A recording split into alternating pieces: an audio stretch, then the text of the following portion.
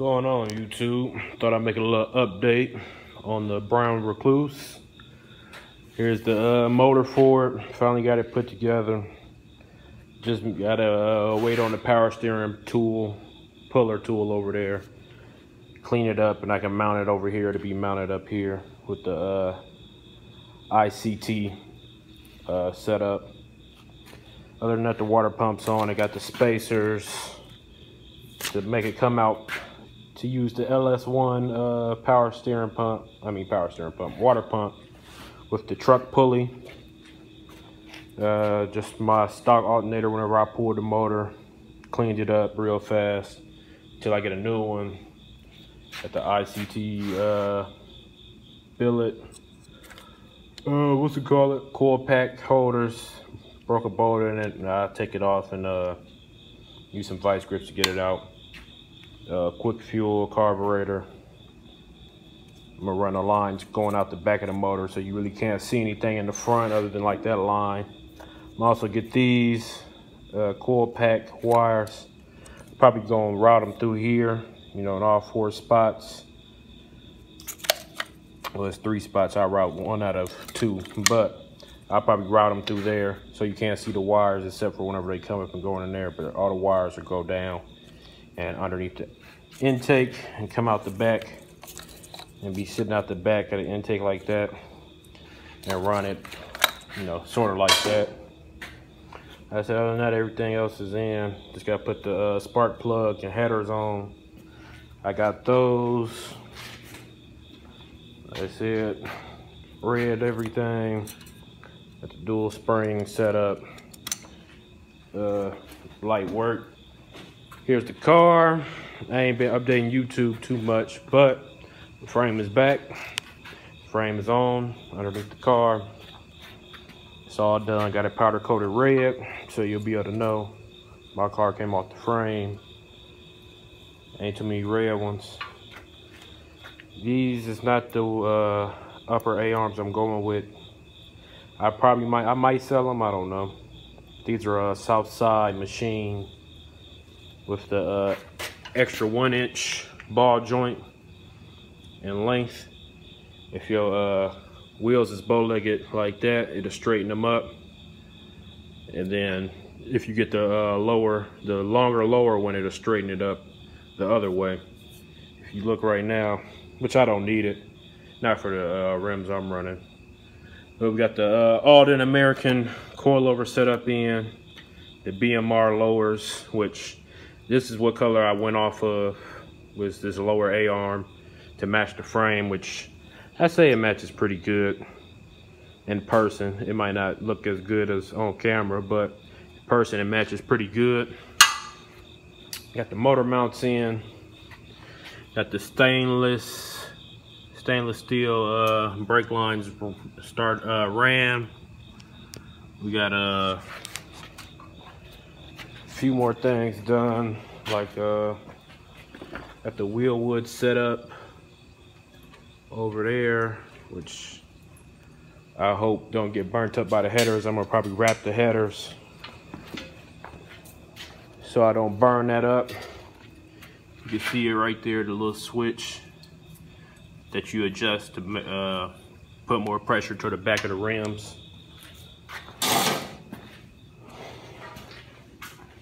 .406 over here I'm building for a buddy car. Like I said, we got all brand new body mounts and everything. I got a light. This light hooked up.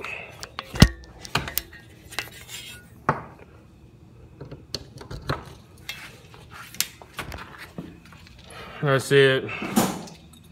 Red. It's been notched. It's all things I ain't put in the video. Got red body mounts. All that's in. Brand new greased, all that stuff. I still ain't got the brackets and stuff welded in, because after putting this in and realizing what size width of rims I'll end up going with, finally I decided by 11s. That I gotta do a mini tub to that, because you got about a ½ an inch in there where the wheel well is stopping you from getting your max potential from the frame.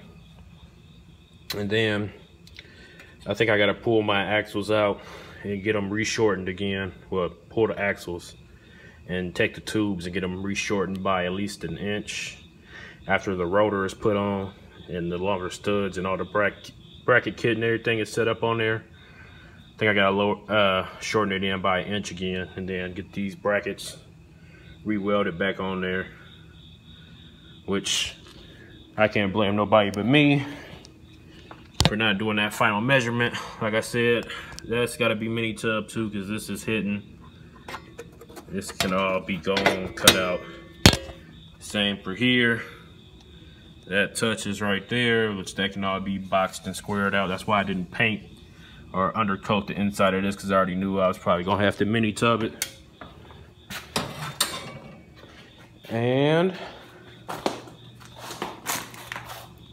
I'm just putting on the little things. Here go the rim. Like I said, 22 by 11. I have to post a picture of how far in that it actually goes, but 22 by 11. I gotta take the rotor, which is right here, open up the center of it, because it don't fit around the Moser axles all the way in the center. It's kind of, that rotor is a little small, but 22 by 11, 6-inch lip. I could probably reverse. If I got a better face, you'd be able to tell how big that lip is back there if I changed the face of it, which I probably can do eventually one day. But for right now, it's good enough. Like I said, I got plenty of room on the inside. It's just getting it short enough to where it'll sit inside this lip right here. Because with the rotor on and everything, it kind of comes out with a little bit of room. I might have to shave that a little bit on the inside to keep it from eating up the tires. But other than that, I just got boxes of parts that I still need to put on, like the gas tanks and stuff. Waiting on the lines to come so I can run the gas lines and the fuel filter. Got the wheel wood set up here too. That was my main concern, was when putting that up here. And then I had that proportional valve adjuster. It was supposed to be up here, but with the stock setup with the brakes, I was able to make the brakes, you know, all the lines still fit, because this was a pre-made kit for the G-body. So it already came already bent, and all the ends and everything are already on it. There's just a few more ends I still got to attach. I got to get a couple adapters to make it work down there in the proportionate valve, because all of them is 3/8. But other than that, I'm just assembling the car. Like I said, the motor's already done. Everything's bolted up to torque spec and everything, so it's ready to be dropped in.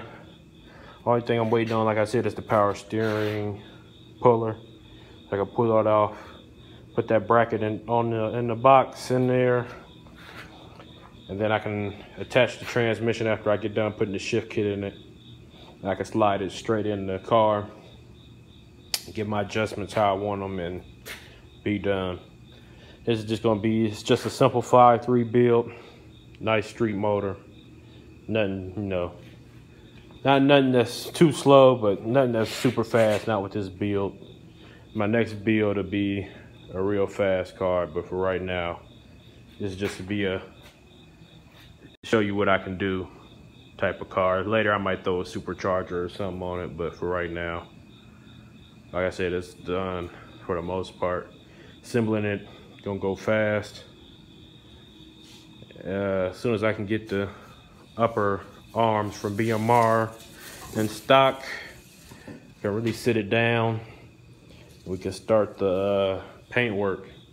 That's gonna be the next installment, is paint, which I'll show y'all a few little things about that. It's real dirty. Take it, wash it, adjust a few,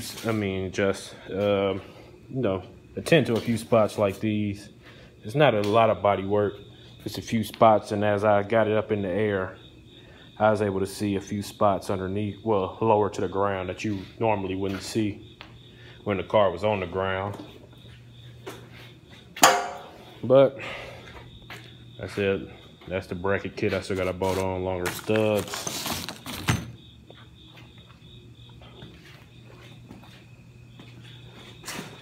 But like I said, I ain't updated y'all in a while, but I still been working. Like I said, frame, powder coated red,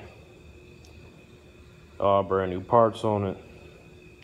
My motor mount's got a little wet sitting in the box, which a little Scotch-Brite and fresh coat of paint or something, or I'll leave them alone and powder coat another set. Work on this firewall and clean whatever. I see an old alarm installed in there and everything else. Clean that up. Paint that firewall probably black or the color of the car, one of the two. Get the radiator support in here and attempt to drive it.